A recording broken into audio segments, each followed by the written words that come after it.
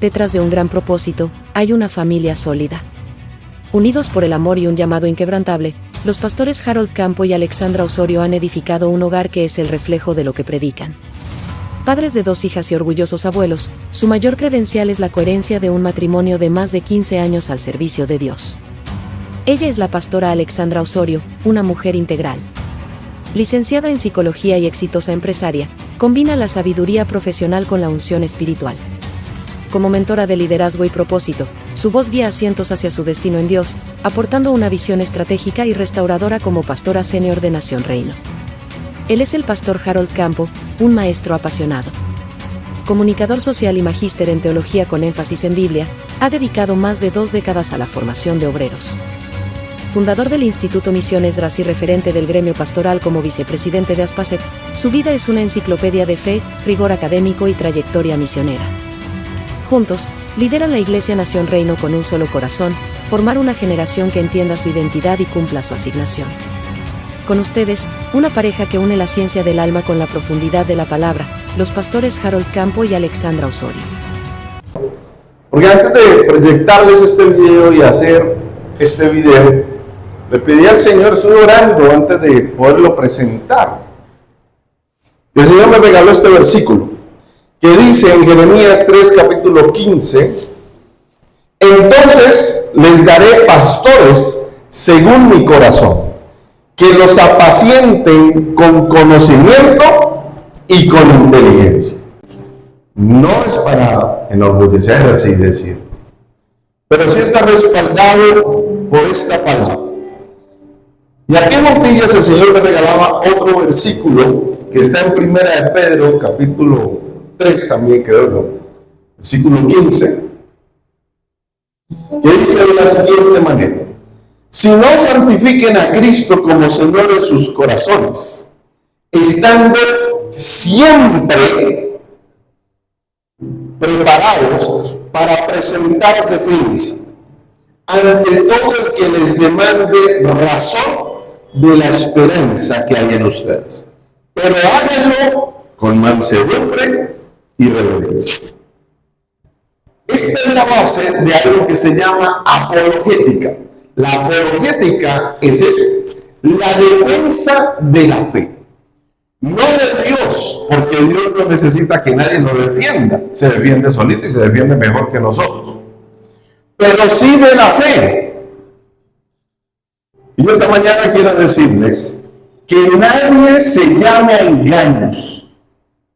Ustedes tienen pastores al frente con la capacidad de discernir, de enseñar, de capacitar y entrenarlos.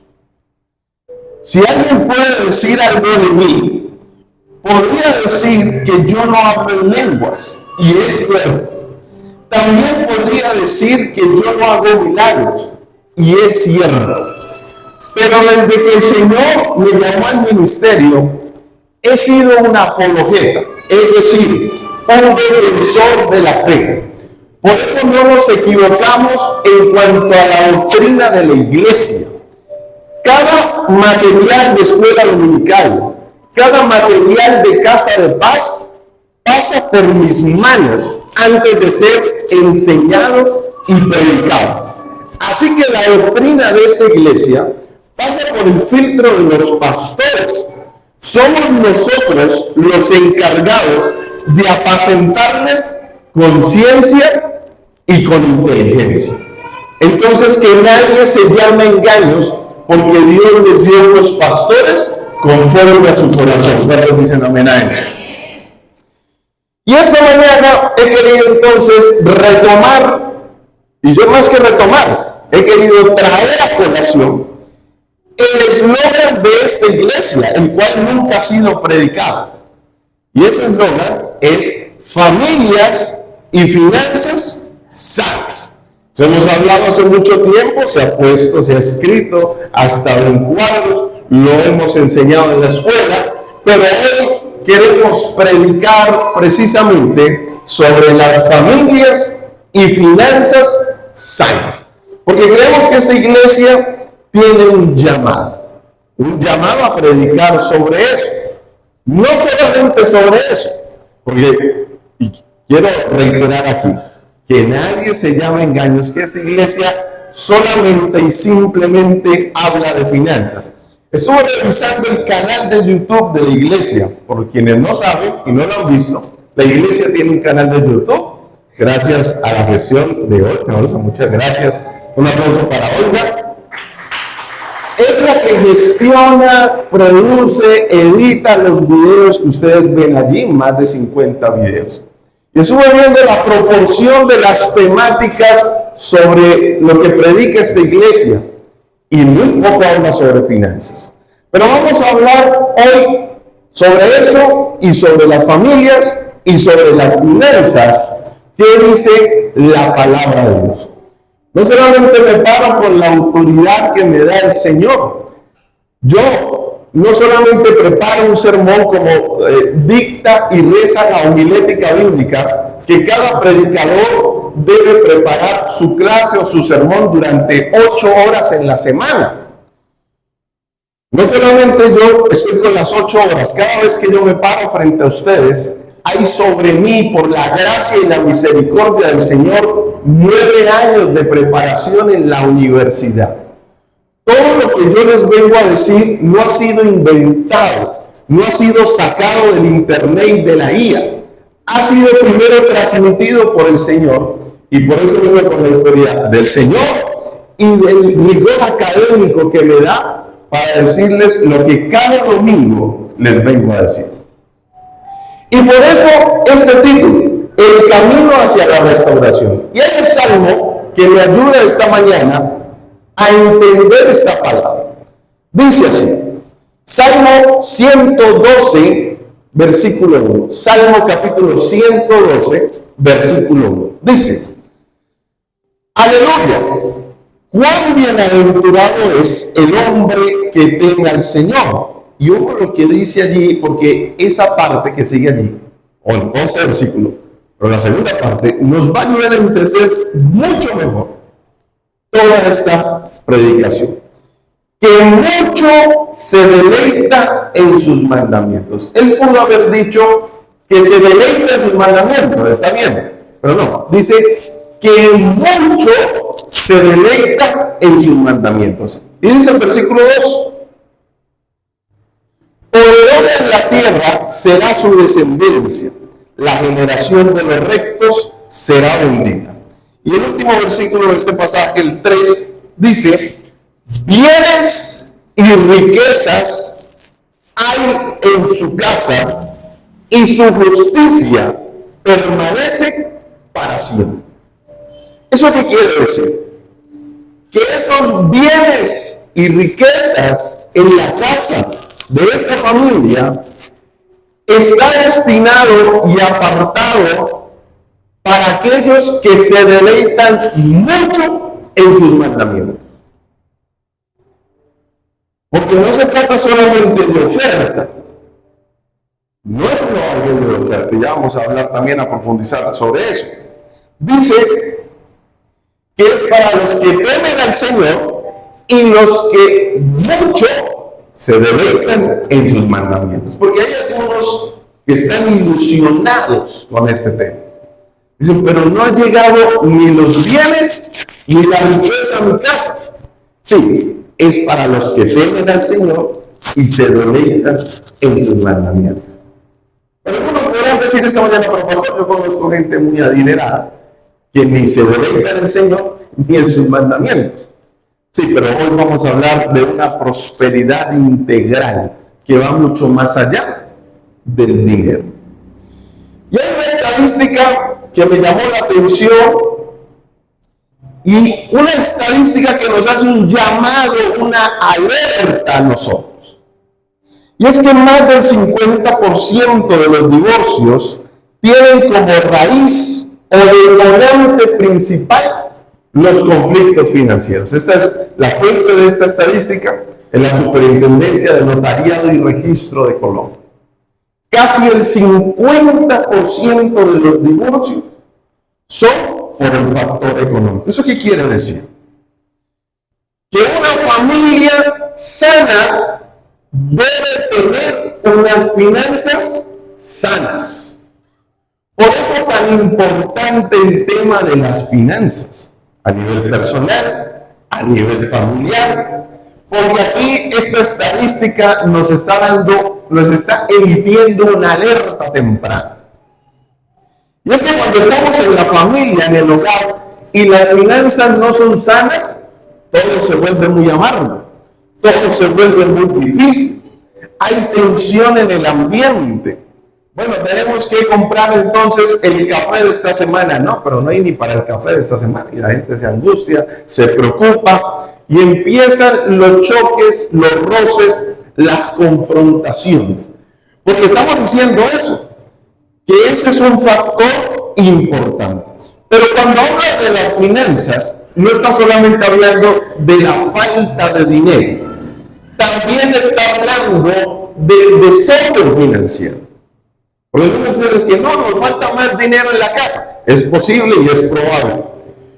Pero aunque hay dinero y aunque hay ingresos, también hay desorden financiero. También habla de deudas ocultas. Eso es falta de sanidad en las finanzas. Hay esposas que después de unos años se dan cuenta que su esposo se endeudó en miles de cosas. Donde le van a preguntar, no, es que yo quería que mi familia estuviera bien, que mi esposa estuviera... Sí, pero son deudas ocultas. No consultaste con tu esposa. O lo que es peor, la falta de visión compartida en una familia. Es necesario que una familia, que una pareja de esposos compartan su visión de vida. No necesariamente que hagan lo mismo y trabajen en lo mismo, pero por lo menos sí tengan una visión. Estuve el mes pasado visitando una familia en Cali y le pregunté a ella que cuál era porque estaba cumpliendo años, cuál era su expectativa, qué estaba pensando, qué quería, qué creía. Y ella dijo, bueno, me ha venido el sueño y la visión de irme del país. Me quiero ir del país. Yo le dije, pero tú tienes 2 hijos menores de edad. Ah, bueno, mi abuela me los cuida, la abuela se los cuida, no hay problema.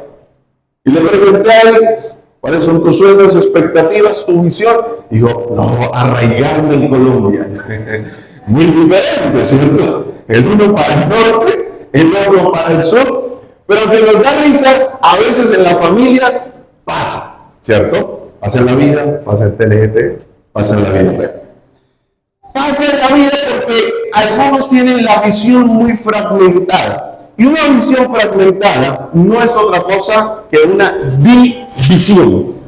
Por eso no es visión, es división. Están divididos porque no comparten. Y eso hace que las finanzas sean divididas, fragmentadas, sean críticas. Y por eso te puedo decir esta mañana que cuando las finanzas se enferman, el matrimonio entra en cuidados intensivos. Yo sé que, sobre todo los de mi generación, yo soy ochentero, algunos noventeros, nos dijeron por aquí en las películas que el amor todo lo puede. Pero alguien dijo que cuando la escasez entra por una puerta, el amor sale por otra puerta. Eso de que con amor debajo del puente, pues no sé si después de 3, 5, 6 meses de estar en crisis financiera, ames igual a tu pareja. Porque la familia entra en cuidados intensivos. Por eso podemos decir que nosotros no peleamos por billetes, peleamos por lo que representan los billetes.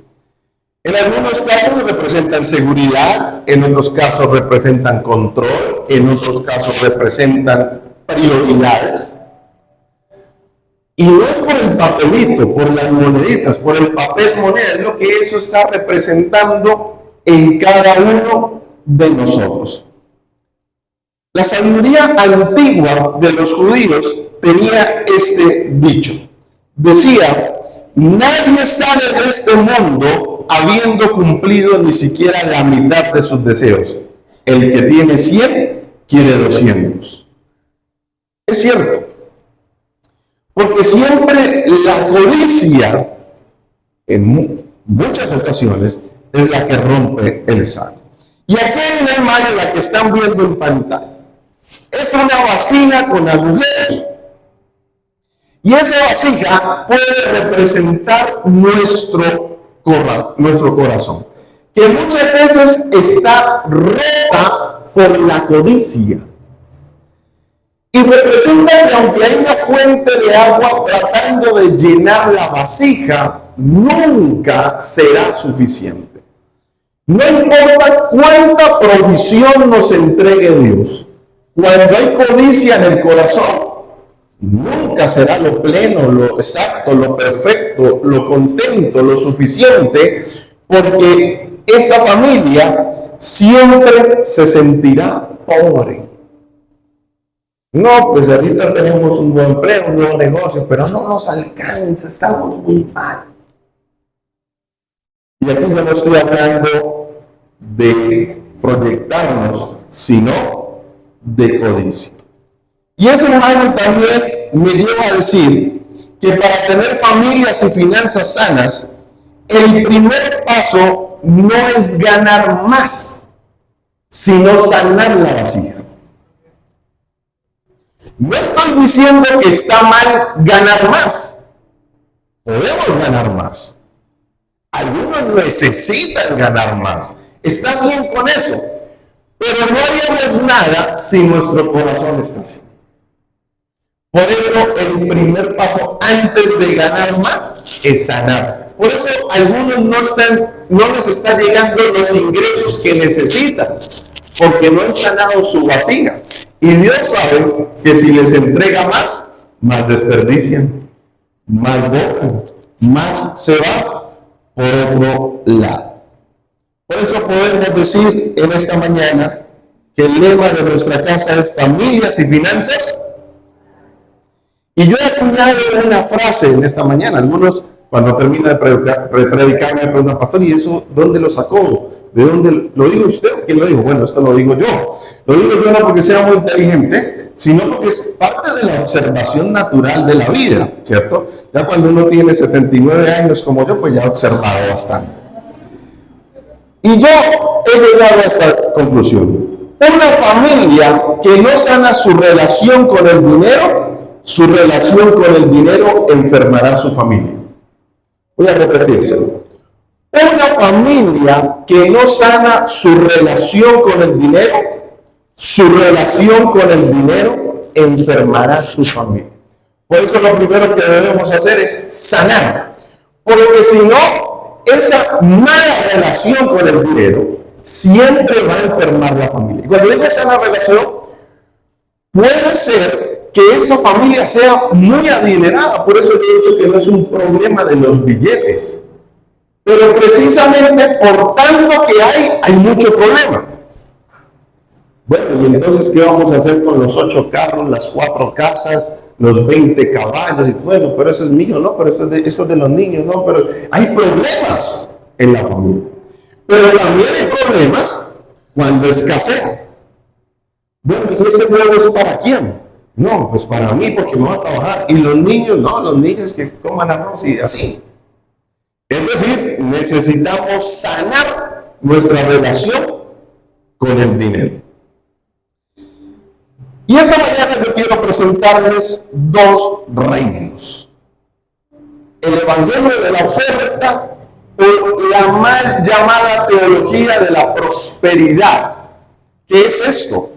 El evangelio de la oferta, el evangelio de la codicia, lo cual, como siervo del Señor, siempre me he opuesto a la teología de la prosperidad. Siempre.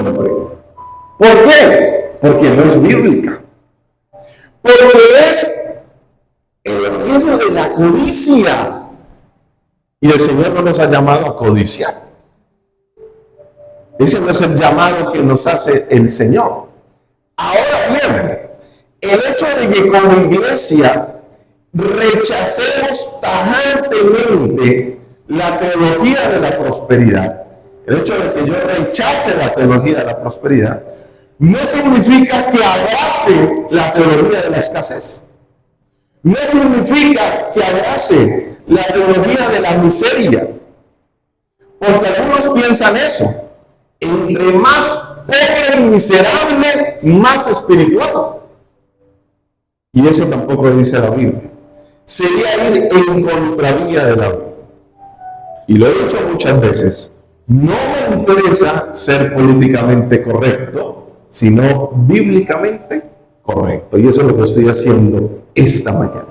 Pero también hay un evangelio del reino. Por eso esta iglesia se llama Nación Reino, que es el evangelio de la verdad. ¿Y cuál es la verdad? La verdad es la palabra del Señor. Y nosotros tenemos esta mañana que identificar el virus que enferma a la iglesia moderna de Dios. Porque hay un conflicto entre esos dos reinos. Y hay un texto allí que nos va a ayudar un poco a entender eso. Busquen su Biblia, por favor. Primera de Timoteo, capítulo 6, versículos del 9 al 11. Es un texto que nos ayuda a entender, a diferenciar esto que estamos hablando esta mañana. Dice así la palabra del Señor en Primera de Timoteo, capítulo 6, del 9 al 11.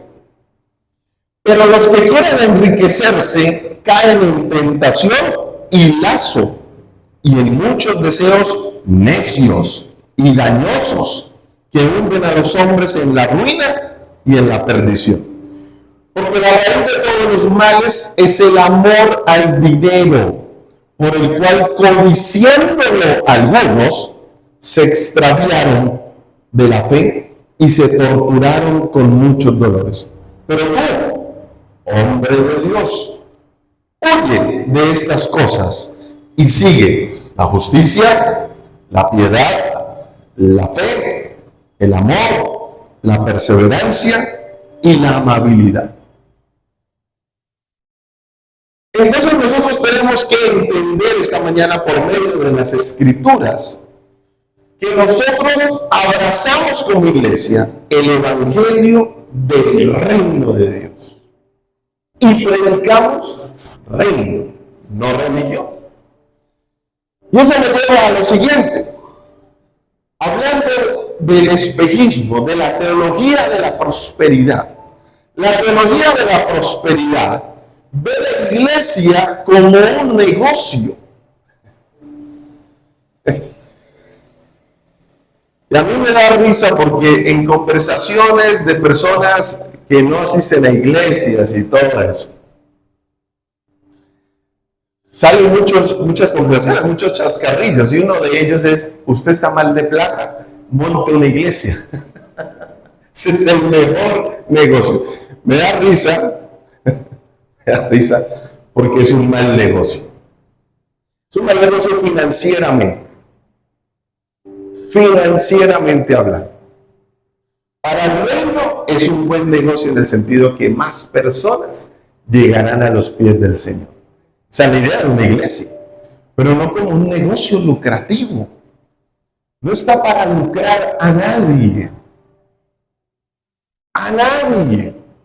Lo hemos dicho en clase, pero yo lo voy a decir aquí. La pastora y yo no recibimos un sueldo de esta iglesia. No recibimos un sueldo. Y los líderes nos pueden desmentir si fuera así, si fuera diferente. Pero lo hacemos por vocación, por llamado. El Señor no nos llamó a tener sueldos, aunque no está nada mal que tengamos un salario, porque nos dedicamos a la obra del Señor. Pero lo que yo estoy diciendo esta mañana es que la iglesia no es un negocio. ¿Cuándo la iglesia se convierte en un negocio? Allí dice, el cliente. ¿Quién es el cliente? El creyente que busca un retorno garantizado. Es decir, esa persona que viene a la iglesia para dar, pero que Dios le devuelva. Es decir, él siente que está haciendo un negocio con Dios. Por eso ustedes pueden encontrar en el canal de Nación Reino de YouTube la vez que yo dije que esta iglesia no comulga con los pactos. Nosotros no hacemos pactos con el Señor porque eso no es bíblico. Porque un pacto con el Señor es un negocio. Bueno, Señor, te voy a dar X cantidad, pero entonces mi hijo que se está portando mal, tú me lo cambias. Estamos obligando a Dios a que haga conforme a la ofrenda que nosotros le estamos dando. Y no funciona así. Además que no podemos hacer pacto con alguien mayor que nosotros. Él sí hizo pacto con nosotros. Y nosotros entramos en ese pacto. Y somos parte del pacto. Pero nosotros no pactamos con Dios.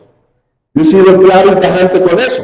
Pero también en una iglesia como negocio, Dios es visto como un dispensador de deseos. Se alimenta la ilusión y no la fe. Por eso todo lo que predicamos y enseñamos tiene sustento bíblico. Porque no nos interesa ilusionarle a usted. Nos interesa es que su fe crezca. Pero una fe bíblica, no una fe fantabulosa, espectacular, no, una fe basada en la palabra de Dios. Y por eso dice que el error de este tipo de iglesias es que esto no es fe, es manipulación. Así que la iglesia del Señor nunca debe ser un negocio. Nunca damos como para un retorno de inversión. Pero quiero seguir aclarando esto del espejismo que hay entre las iglesias. Bueno, volvámonos un poco de nuevo.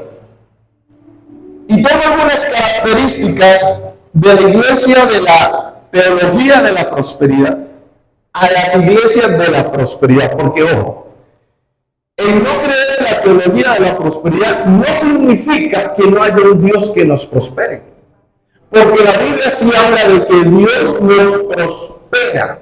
Yo no puedo ocultar eso que dice la palabra. Eso sí dice la Biblia. Pero no a costa de qué. La teología de la prosperidad, por ejemplo, habla de la teología del decreto. Y enseña que el hombre tiene autoridad para obligar a Dios a actuar mediante palabras. Una cosa es decretar la palabra de Dios.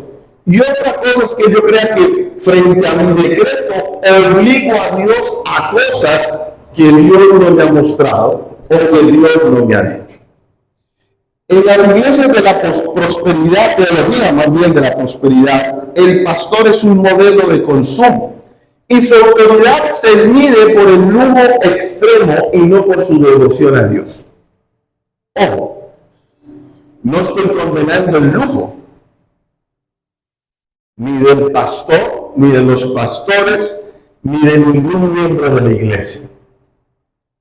Pero estoy diciendo que el éxito de ese pastor no se mide por cuántos anillos, cadenas tenga. Se mide por la fidelidad a Dios. Eso dice la palabra. La congregación es un cliente, se apela a la ambición. Lo hemos dicho.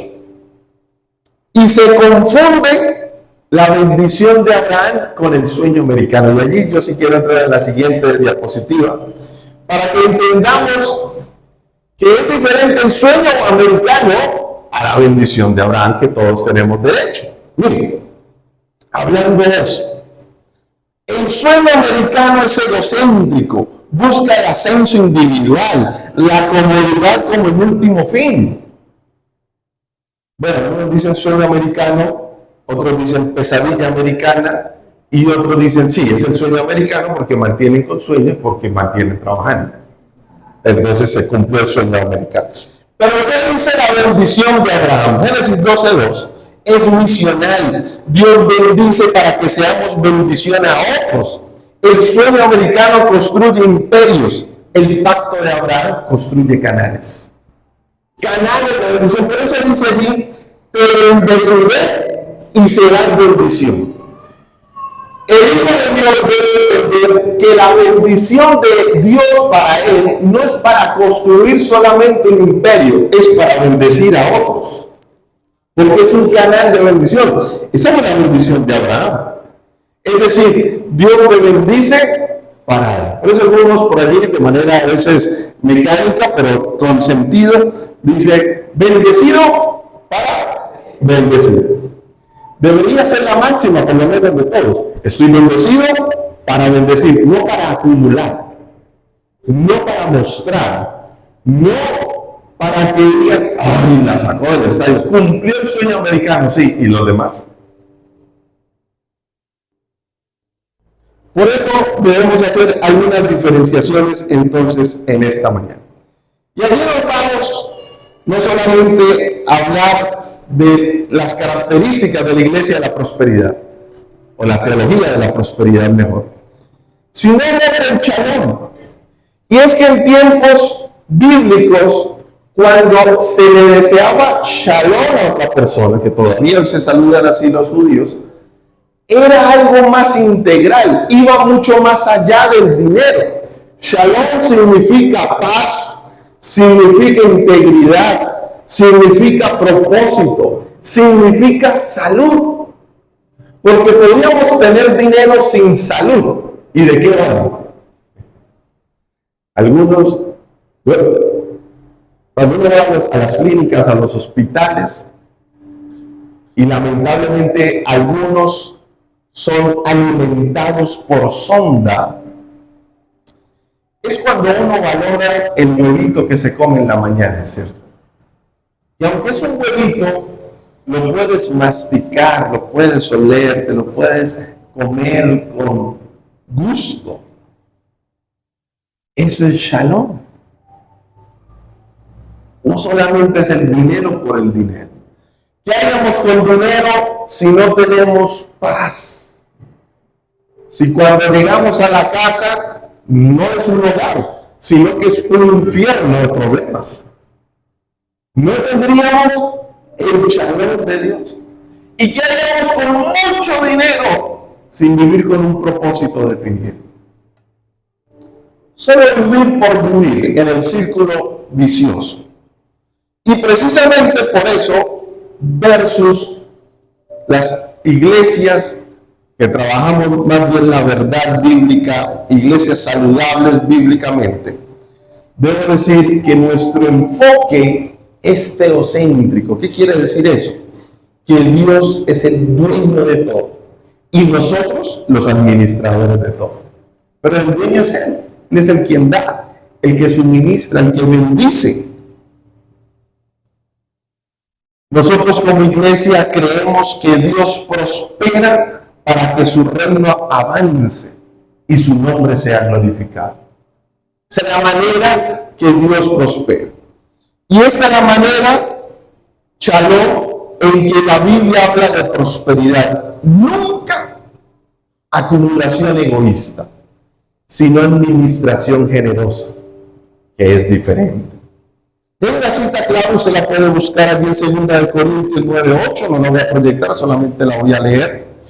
Y dice, y poderoso es Dios para hacer que abunde en vosotros toda gracia, a fin de que teniendo siempre en todas las cosas todo lo suficiente, abundéis para toda buena obra. ¿Cuál es la verdad bíblica de esto? Dios no nos prospera para elevar nuestro nivel de vida, nos prospera para elevar nuestro nivel de dar. Allí es donde nos prospera el Señor. Allí es donde nos da el Señor. Ya leímos 2 Corintios 9:8 y 2 Corintios 9:11 dice, enriquecidos para que puedan ser generosos. Esa es la verdadera teología. Aquí está entonces hablar de generosidad, hablar del propósito de la abundancia. En ese sentido, tenemos que decir también esta mañana, continuamos con la otra, Alex. Ok. Yo he querido traer por lo menos 3 marcas de una familia financieramente sana. 3. Una la he titulado La azúcar de la moderación. Y la frase que está allí también es mía. Por aquellos que mientras estoy hablando salen ahí haciéndome frases y todo eso. Dice así: es mejor vivir en una cabaña propia de guagua que en un palacio de deudas. ¿Cuántos dicen amén a eso? Aunque es una cabaña de esas, pues no es tan modesta, ¿no? Como, oh, está como buena. Pero es mejor vivir en algo sencillo, modesto, que de pronto ni siquiera de pronto no es propio por ahora, pero es lo que el presupuesto permite, que en un palacio espectacular, pero de deudas, donde ninguno de los dos se puede ir a dormir en paz, como decía el Shalom, en tranquilidad. De pronto la salud se empieza a afectar porque el palacio de deudas los está aplastando. Y aquí hay una realidad, y es que la deuda es una cadena que impide al Hijo de Dios servirle en libertad. Porque el Hijo de Dios está pensando en la deuda y eso no lo deja orar tranquilo, no lo deja estar con su familia tranquilo, por la deuda precisamente. Y muchos viven en una mentira financiera para mantener una apariencia. Escucharon estos días, hace algunos meses en radio, la radio local, diciendo al director del programa radial que él conoció o conoce gente, bueno, eso lo dijo él, que conoce gente que vive en las Mercedes comiéndose un cable con mantequilla, pero vive en las Mercedes. Bueno, nosotros no estigmatizamos eso porque hoy podemos decir, bueno, usted puede vivir en la Mercedes, pero tiene algo sencillo, modesto allí. Pero no vive en la Mercedes por aparentar. No tiene lo que tiene por aparentar, porque eso se llama mentira financiera. Y los hijos de Dios no estamos llamados a eso. Por eso la sabiduría antigua, la sabiduría judía, decía lo siguiente: un hombre debe siempre comer y beber menos de los que sus medios le permiten, vestirse de acuerdo a sus medios y honrar a su esposa e hijos más allá de sus medios. Las mujeres están haciendo eso. Se lo voy a repetir. Un hombre debe siempre comer y beber menos de lo que sus medios le permiten, vestirse de acuerdo a sus medios y honrar a su esposa e hijos más allá de sus medios. Amén. Eso lo dicen por acá. Eso lo dice la tradición judía. ¿Alguien ha visto un judío pobre? No. Bueno, es un principio financiero que ellos aplican y por siglos les ha funcionado.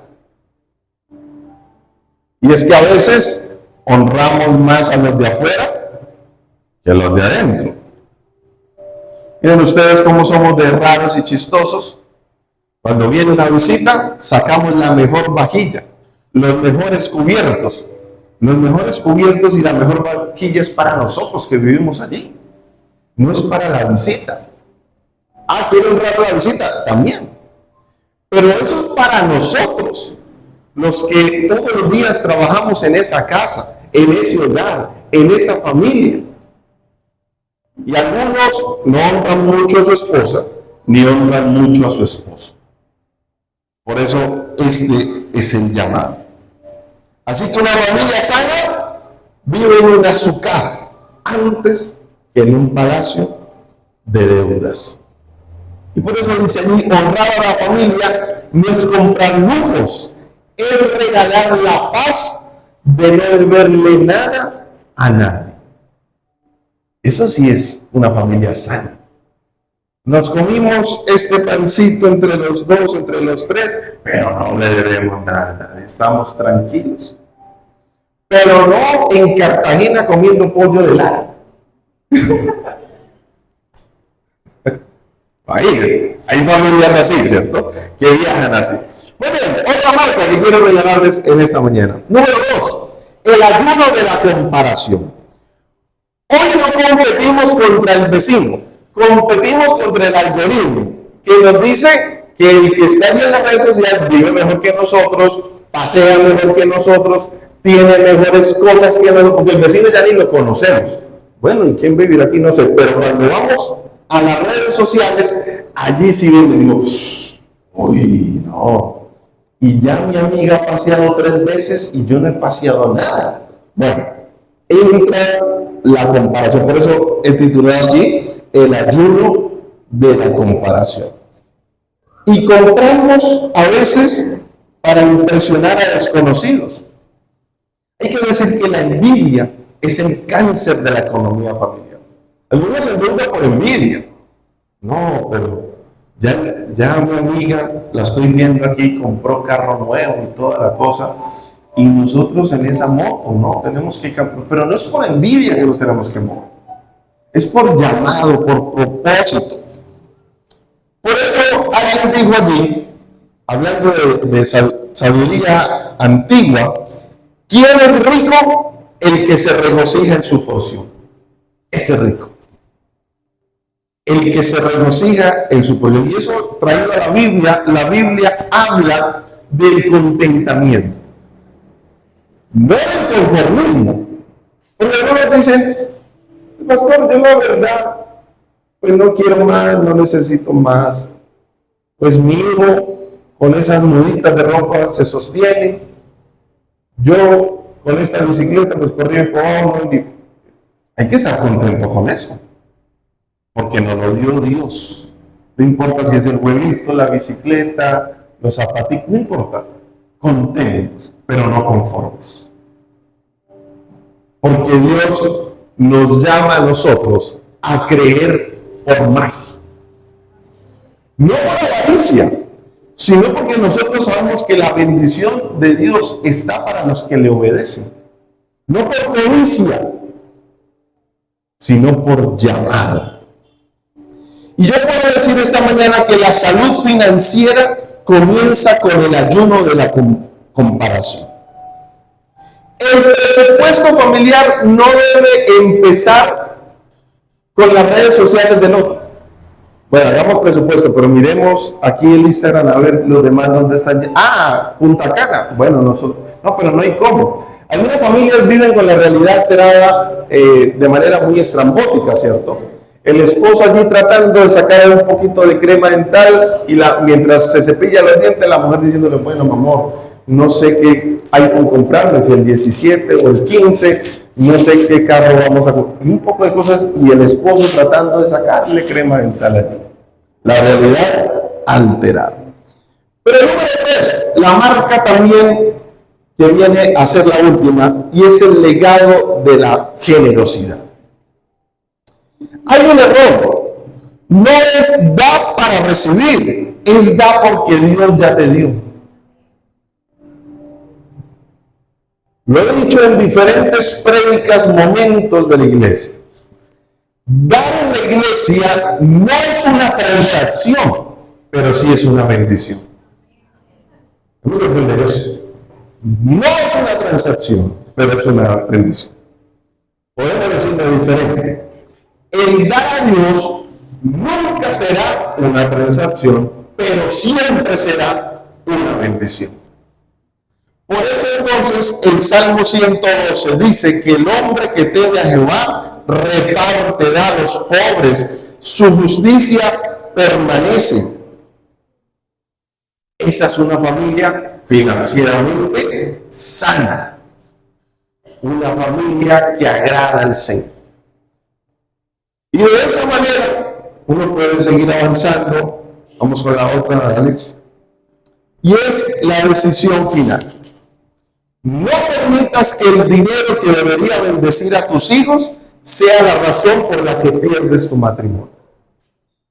Como docente, perdí la cuenta de cuántos estudiantes vivían sin su familia paterna, sin su papá y sin su mamá, abuelos, tías, primos. Me encontré una que vivía con el motorratón y le llevaba la comida y después se iba, hasta se presentaba para recibir el boletín de notas. Y cuando uno hablaba con las estudiantes, ¿y tus papás dónde están? No, profe, es que la situación financiera se agravó. Entonces, para conseguir dinero, mi papá se fue a España y mi mamá a Chile. Aparte de eso, no se fueron ni juntos. ¿Y están enviando dinero? No, pues cuando yo le pido para zapatos dicen que no hay, que está muy dura la situación. Así que lo que pensamos que iba a ser de bendición, no es una bendición. Pensamos que es que por dinero, que para bendecir a los hijos, y al final, cuando esa chica iba a salir el 11 y tus papás, por supuesto, ya no estaban juntos. Se habían divorciado. Porque el centro del hogar no se volvió Dios, se volvió el dinero. Tomaron esa decisión no en oración, sino en emoción. Por eso nosotros tenemos que tomar esa decisión. Y yo les invitaría esta mañana a salir de la carrera del sueño americano y entrar en la bendición y en el reposo del pacto de Abraham, de la bendición de Abraham. Te bendeciré y serás de bendición. Porque el sueño americano cansa, desgasta. No todos lo logran. Y quienes lo logran, sus mejores años los desgastaron en consiguiendo cosas materiales. Me contaba una abogada la otra vez que tuvo que, como siempre, ayudar en la sucesión de un señor que murió a sus escasos 68 años. Un señor que venía de Estados Unidos, trabajó toda su vida en los Estados Unidos y vino acá y compró una finca con piscina grandísima, compró 2 carros, una casa gigante. Y en menos de 2 meses el señor murió. Un derrame cerebral. No pudo disfrutar lo suficiente todos sus años de esfuerzo en el otro país. No estoy condenando la prosperidad, no estoy condenando el buen trabajo, el esfuerzo que debemos hacer. Pero lo que estoy colocando aquí de plano es las prioridades que debemos tener ustedes y yo. Y yo quiero hacer un examen a la conciencia para ir llegando a la parte final en esta mañana. Nuestras peleas por dinero en la casa son por dinero o por orgullo. Porque algunos es por orgullo. El dinero es una excusa, pero es una lucha de poder. ¿Quién puede más? ¿Quién gana más? ¿Quién decide más? ¿Quién compra más? Y el orgullo sale a flote. Por eso mi llamado esta mañana es a que demos con un acto de libertad, no de transacción, no transaccional. Termino con esto.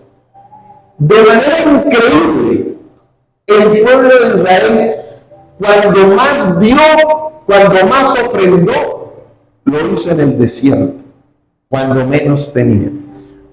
Pero lo hizo con libertad y eso los llevó a libertad. Por eso ese llamado de la acción, ese examen de conciencia, ese pacto de moderación, pero es un pacto con usted mismo, de cortar hoy con la esclavitud de la apariencia y dar como esa parte de libertad. Familias y finanzas sanas. No puede haber una familia sana si sus finanzas no están sanas. No es posible. ¿Y cómo? Siempre habrá algo por lo que discutir, pelear y dividirnos. Póngase de pie, vamos a orar esta mañana.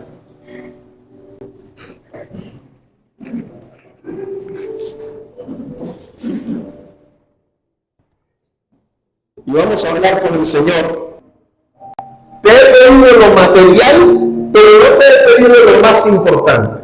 Y lo más importante es una relación directa con Dios. Franca, sincera. Es más, por lo menos una relación, porque hay gente que no tiene ni relación con Dios. Y cuando no tenemos relación con Dios, nuestra relación con el dinero también es enferma, porque no va de acuerdo a la palabra. Cierra sus ojos y vamos a orar entonces en esta mañana. Señor Jesús, muchas gracias, Señor, porque tu palabra es contundente. Siempre nos habla a nuestra vida, a nuestra necesidad. Siempre tú haces a través de tu Espíritu Santo lo que tienes que hacer con nosotros. Esta mañana, Señor, yo quiero orar por cada uno de los que están aquí. Quiero orar por sus hogares, por sus familias, pero también por sus finanzas, Señor. Padre, hoy entendemos que no es por avaricia, no es por codicia, es por fe, por generosidad, por creerte. Entendemos esta mañana que el dar siempre será de bendición porque lo hacemos en obediencia. No te reclamamos, no te pedimos, sino que al contrario, Señor, hacemos de acuerdo a tu santa y perfecta voluntad. Señor, esta mañana, cada familia aquí representada, cada familia que vino a reunirse, hoy intercedemos por sus finanzas, Señor. Padre, bendícelo, Señor. Algunos están, Señor, muy tristes porque están quejándose de que la situación está muy dura. Hoy oramos por ellos. Oramos, Señor, para que tú les prosperes, para que empiecen a ser una familia saludable, una familia, Señor, que en primer lugar te da la honra y la gloria. Bendice, pues, Señor, cada integrante y cada familia en el nombre de Cristo Jesús. Amén y amén. Deben ser los del Señor.